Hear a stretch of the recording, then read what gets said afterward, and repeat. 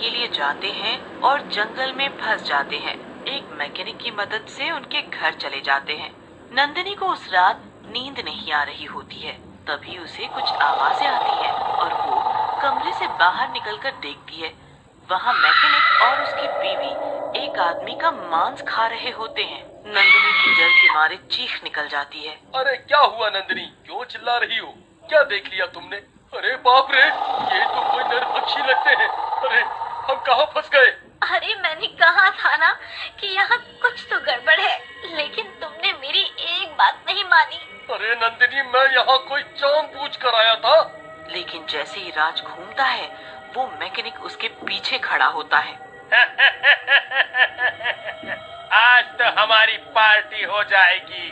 तुम दोनों को मार के तुम्हारा मांस हम खाएंगे। तब तक मैकेनिक की बीवी भी वहाँ आ जाती है। हाँ, सही कहा स्वामी, इनका मांस खा के तो वाकई मजा आ जाएगा। वैसे भी काफी समय से इतना ताजा मांस खाने को नहीं मिला।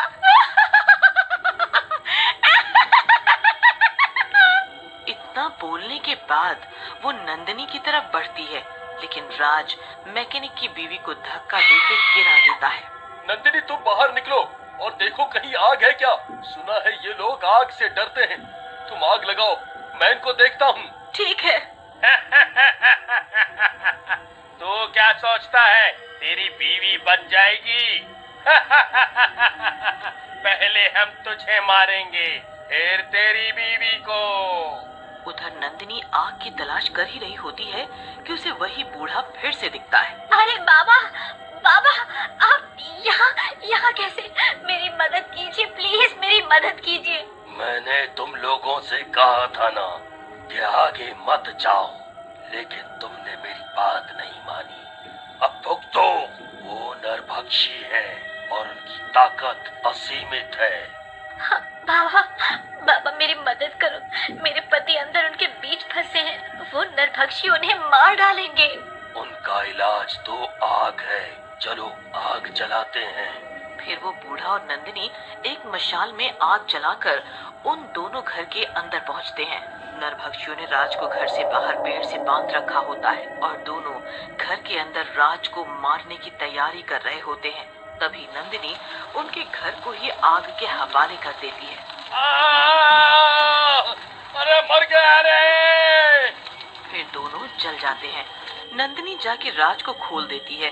फिर राज, नंदिनी और वो बूढ़ा राज की गाड़ी की तरफ जाने लगते हैं। बूढ़ा राज से बोलता है, बेटा अपनी गाड़ी स्टार्ट करो और चले जाओ जल्दी से। फिर राज और नंदिनी जंगल से निकल जाते हैं और थोड़ी दूर आगे जाने पर उनकी गाड़ी दोबारा झटके मारने लगती है। राज, अब क्या मुसीबत है? ये क्या हुआ? लगता है गाड़ी में पेट्रोल खत्म हो रहा है, लेकिन पता नहीं ऐसा कैसे हो गया। मैंने तो पूरा पेट्रोल टैंक फुल करवाया था। अरे राज, सामने देखो, शायद कोई होटल लगता है। हाँ, है तो होटल ही, लेकिन इस जंगल में होटल? चलो चल के देखते हैं। राज और नंदिनी होटल पहुंचते हैं। होटल के अंदर एक लड़का बैठा होता है। अरे भैया, कोई कमरा खाली है क्या? मेरी गाड़ी खराब हो गई है, क्या मैकेनिक भी मिलेगा यहाँ? जी मिल जाएगा, लेकिन सुबह। अभी आप दोनों अपने कमरे में चले आओ। राज और नंदिनी अपने कमरे में आ जाते हैं। अरे राज, तुमने लड़के को गौर से देखा? वो कुछ अजीब सा लग रहा था। उसके पैर उल्टे थे। अरे नंदिनी, तुम क्या बात करती हो? मैं क्या लड़कों की टांगे देखता रहता हूँ? मुझे ऐसे शौक नहीं है। चलो सो जाते हैं, मैं काफी थक गया हूँ। फिर राज और नंदिनी सोने लगते हैं। फिर रात में उनके कमरे में फिर वही लड़का आके खड़ा हो जाता है। राज एकदम से उठता है। अरे तुम मेरे कमरे में क्या कर रहे हो? तेरा कमरा? शोर सुनकर नंदिनी भी उठ जाती है। मूर्ख, तुझे पता है तू कहाँ पर है?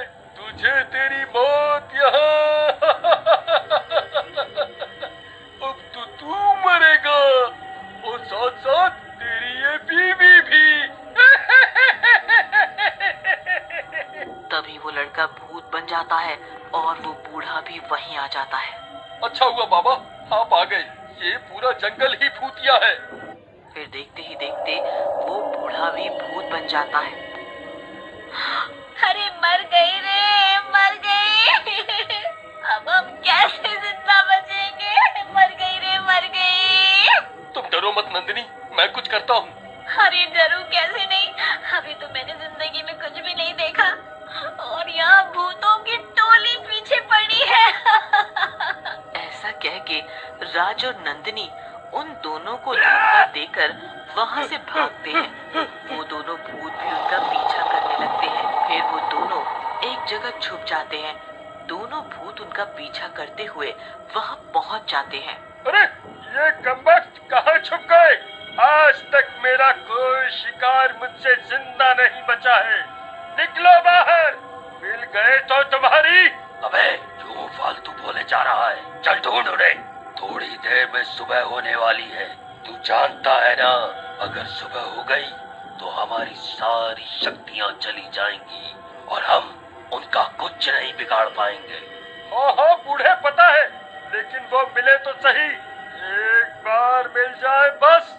एक काम करते हैं, दोनों अलग अलग दिशा में ढूंढते हैं।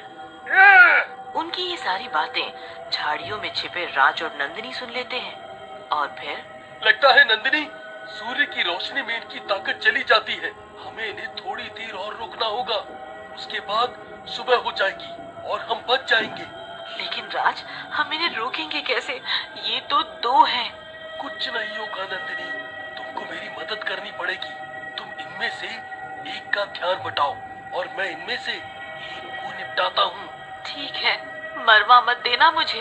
ऐसा कह के नंदिनी बाहर आती है और होटल वाले लड़के की तरफ देखकर बोलती है, अरे ओ राजा, मैं तो यहाँ हूँ, तुम किसे ढूंढ रहे हो?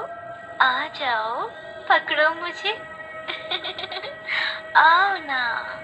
ऐसा कह के नंदिनी भागने लगती है। उधर राज दूसरे वाले बूढ़े भूत के सामने आके उसे चुनौती देता है। ए भूत महाराज, हिम्मत हो तो हमसे मुकाबला करो। तुम्हारी तो मैं चटनी बना दूंगा, वो भी बिना लहसुन के। ये सुनते ही बूढ़े भूत को गुस्सा आ जाता है और वो राज पर हमला कर देता है। राज आगे आगे भागने लगता है। अबे मर गया राज, बहादुर बनने के चक्कर में मरेगा बेटा। बीबी भी नहीं देख रही तेरी तो यहाँ। तभी वो बूढ़ा भूत राज को पकड़ के पटक देता है, जिससे राज के गले में पड़ा हुआ हनुमान जी का लॉकेट बाहर आके गिर जाता है। बूढ़ा वो लॉकेट देखकर डरने लगता है। अबे हटा इसे मेरे सामने से, मुझे कुछ नहीं दिख रहा, मैं अंधा हो रहा हूँ। हटा, नहीं तो तेरी जान ले लूंगा, कच्चा चबा जाऊंगा। लगता है इसे हनुमान जी से डर लगता है। इसे कुछ नहीं दिख रहा, इसे इस लॉकेट की मदद से बांध देता हूँ। बस कुछ देर की बात है, सूरज निकलने ही वाला है। फिर राज अपने पास कपड़े की मदद से लॉकेट उसमें डालकर उस बूढ़े भूत को बांध देता है और फिर नंदिनी को ढूंढने जाता है। लेकिन तभी नंदिनी वहाँ आ जाती है और एक जोर का तमाचा राज को मारती है। तुम मर्दों पे विश्वास करना गुनाह है। 1 मिनट में आता हूँ डार्लिंग। ये आ रहे हो 1 मिनट में, मैं मरूं और तुम दूसरी लाओ, है ना? तभी वो दूसरा भूत भी आ जाता है। ए, चुप करो, तुम दोनों मरने वाले हो, लेकिन लड़ाई नहीं बंद हो रही तुम्हारी, इसीलिए मैं अब तक जिंदा था। शादी नहीं की, नहीं तो मेरी जिंदगी भी झंड हो जाती। क्या बोला बे? हम पति पत्नी के बीच में क्यों बोला? ऐसा कहकर नंदिनी उस भूत को जोर से लात मारती है और वो भूत गिर जाता है। अरे नंदिनी, क्यों मार रही हो? ये ऐसे नहीं मरने वाले, इसे कुछ भी नहीं होगा। ऐसे इसे रस्सी से बांधना होगा। फिर राज और नंदिनी जल्दी से गिरे हुए भूत को बांध देते हैं। अरे बोला था ना, पीछा मत कर, लेकिन नहीं माना तू। तेरे चक्कर में आकर मैं भी फंस गया। राज बेटा, मुझे छोड़ दो। तुझे छोड़ दे ताकि तू दूसरों की जान ले सके? अबे कितना भगाया तूने बूढ़े, माँ कसम, अगर ओलंपिक में भागता तो गोल्ड ला जाता। तुझे तो मैं कोनी छोड़ूं।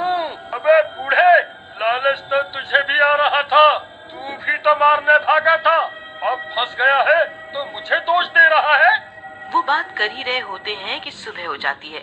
सुबह की किरणें पड़ते ही वो दोनों भूत जलने लगते हैं और थोड़ी देर में ही पूरे जल जाते हैं और वो जंगल उनके साए से आजाद